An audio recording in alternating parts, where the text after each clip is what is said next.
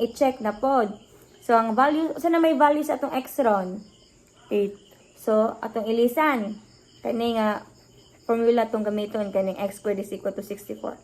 So, ang value sa x is 8. 8 times 8. 64. Oh, true na siya. Kaya 64 man. So, next is negative 8. Negative 8 times negative 8. Positive 4. Ha? And 64. Mahay. Kalimti dahi. Nga naman. Negative 8 times negative 8 is 64. Kaya negative times negative will always be positive. Kaya same silang sign. So, therefore, the solution of the equation x squared is equal to 64 or 8 and positive. Positive 8 and negative 8. So, hence, true na siya. Nakay pangutana dayon. Wala. Wala. Wala ka nalibog. So, C na pod. C. So, muna, x squared minus 100 is equal to 0. So, first, write the given equation in the form x squared is equal to c. So, x squared minus 100 is equal to 0 or x, padulong, ato ma-write ani nga formula. So, x squared is equal to 100. So, square root of x squared is equal to positive or negative square root of 100. So, sa may square root sa 100? 10. 10. So, x is equal to positive and negative? 10. So, ato i-check. To check the answer, substitute each values for the variable in the given equation. So, mo ni atong formula, kani, atong i-substitute ang value. So, ano to? Value 10 o negative 10. So, 10 times 10. 100. Minus 100. 0. 0.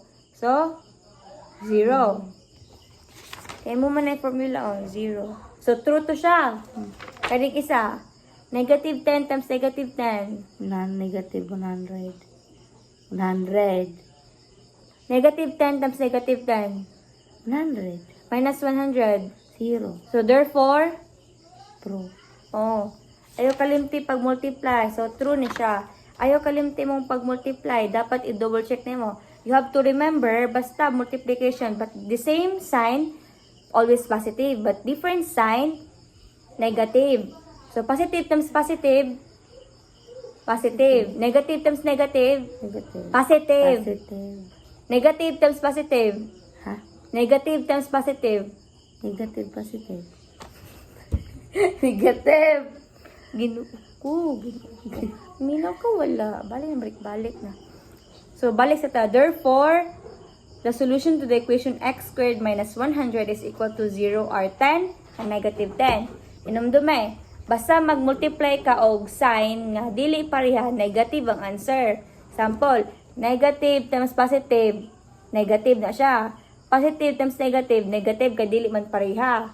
Basta negative ug negative, positive ug positive, always positive na siya kay pareha man. Sabot ra ka?